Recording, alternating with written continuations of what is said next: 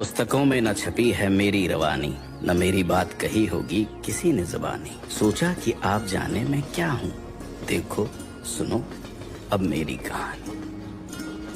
मैं यमुना पुल, यमुना नदी के ऊपर प्रयागराज से नैनी के बीच बंधा हुआ हूँ। 15 अगस्त 2021 को मैं 156 वर्ष की आयु में भी मैं रेल की सेवा में तत्पर हूँ, उसी दृढ़ता और मजबूती से जो मेरे जन्म के दिन था। मेरे जन्म की कहानी भी अद्भुत है। वैसे तो यमुना नदी के ऊपर मेरे निर्माण की योजना अंग्रेजों ने सन 1855 में ही बनाई, पर 1857 के स्वतंत्रता की पहली लड़ाई की वजह से प्रकल्प रोक दिया गया। उसके पश्चात गवर्नर जनरल लॉर्ड कैनिंग ने मुझ पर काम रोक दिया।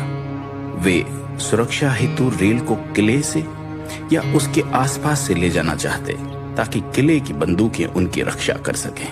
पर 1859 तक तकनीकी कारणों से ये विचार छोड़ दिया गया और मेरा निर्माण शुरू कर दिया गया।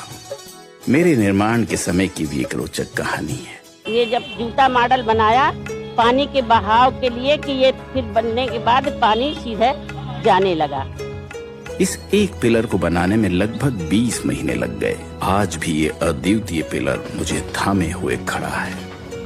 मेरे निर्माण के कई वर्ष पश्चात रेल पटरियों के नीचे बैलगाड़ी और अन्य वाहन के लिए रोड भी बनाया गया, जो आज भी वाहनों के यातायात के लिए इस्तेमाल किया जाता है। मेरे निर्माण के समय मुझ पर एक ही पटरी चलती थी, पर यह रेल इंजीनियर्स की दूरदृष्टि ही थी कि जब 50 वर्ष बाद दूसरी पटरी बिछाने का निर्णय लिया गया, ढांचे की मजबूती इतनी थी कि बिना कोई बाधा दूसरी पटरी बिछाई गई।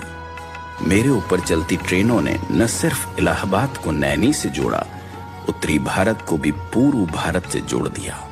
बिछाई थी भारत को बेड़ियों में बांधने के लिए। ये सब इस यहाँ पर गेट बनाए गए थे और सब कुछ हमेशा वॉच किया जाता था।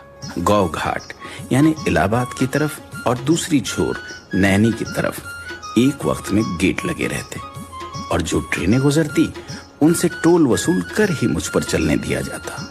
भारतीय रेल ने इन गेट्स को उखाड़ फेंक दिया है। ऊपर रेल, नीचे रोड, उसके नीचे यमुना पर बोट, ऐसे एक साथ 3 विभिन्न यातायात प्रणाली मेरे सौजन्य से चलती है।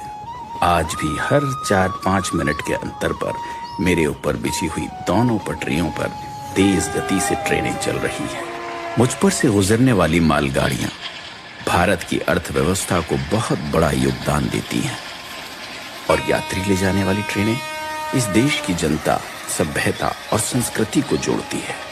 ये रेल कर्मियों की तत्परता, मेहनत और निष्ठा ही है कि लगातार 156 वर्ष से मेरी देखरेख और रखरखाव में कोई कमी नहीं आई और मेरी देश सेवा बरकरार है।